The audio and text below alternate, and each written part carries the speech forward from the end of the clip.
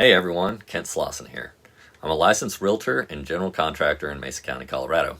Today, we're going to chat about what the heck is going on in stocks, bonds, and real estate. Let's dive right in.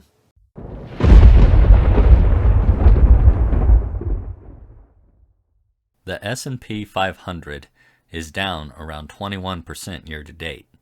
The primary driver of this downward trend has been fear resulting from inflation. What caused this inflation? Well, to put it simply, we increased demand for goods and services via government spending, think stimmy checks, PPP loans, etc., and we had a decrease in supply for those same goods and services due to supply chain bottlenecks resulting during COVID, and more recently the war in Ukraine. So the market is keeping a close eye on inflation. On September 12th, the S&P dropped about 4% in a single day due to consumer price index data. CPI was expected to fall 0.1%, but instead it rose 0.1%, and this trajectory caused investors to fear further aggressive rate hikes from the Federal Reserve. So skipping forward to Wednesday, we had the Federal Open Market Committee meeting, and the Fed not only raised the Fed funds rate by 0.75%, but they also had some interesting projections. They lowered real U.S. gross domestic product projections from 1.7% to 0.2%. This means that if the U.S. economy is not already in a recession, it's borderline or stagnant. Now, unemployment is projected to remain at historic lows, and inflation projections have been adjusted upwards. The projected Fed funds rate was adjusted sharply from 3.4% in 2022 and 3.8% in 2023 to a 4.4% and 4.6% respectively. Okay, what does all this mean? Well, broadly speaking, the Federal Reserve is still battling inflation, which acts as a drag on our economy. They expect to continue raising interest rates until inflation trends solidly downward, hopefully sometime next year.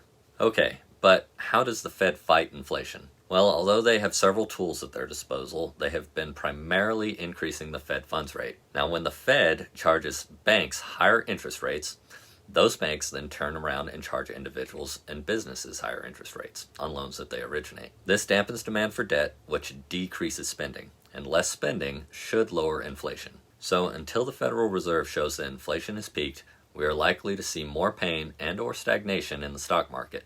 Just keep in mind that the stock market is forward-looking and will react to what is predicted, not so much what has already occurred. All right, so let's look at bonds.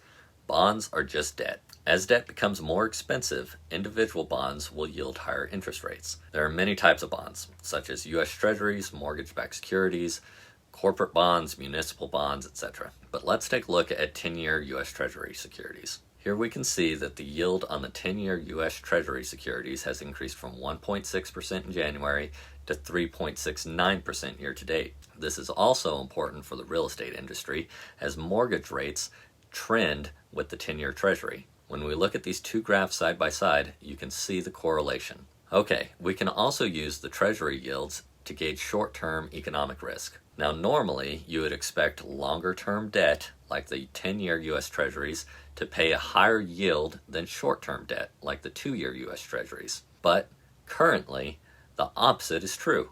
The 10-year yield is at 3.69%, and the 2-year yield is at 4.11%.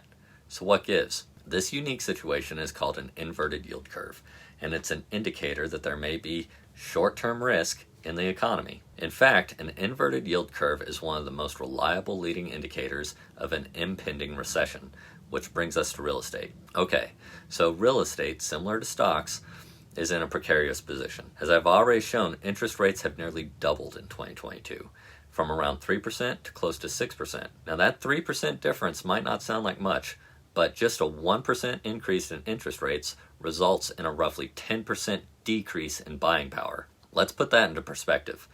If home prices had not gone up at all this year, and you could have afforded a $400,000 home in January, then you could only afford a $291,000 home at today's interest rates. This index shows housing affordability, and a value of 100 on this index means that a median income household can afford a median priced home with a 20% down payment. A value above 100, such as in January of this year at 141, means that the median household income is more than enough to afford a median priced home. And we can see that home affordability has absolutely plummeted in the first half of 2022. With all this in mind, let's look at how median sales prices have fared throughout the year. Here we can see that sometime in June was the turning point. Lack of affordability finally caught up and surpassed demand, and so median sales prices have been declining. Now, median sales prices are still up roughly 5% as compared to January, but the trend is downward. If we see mortgage rates continue to rise, you can expect to see more pain in the real estate market. I hope this update has been helpful. You can expect these kind of videos weekly going forward. If you have any questions or ideas you would like me to address, drop me a comment or send me a message, and I'll see you in the next one. Bye.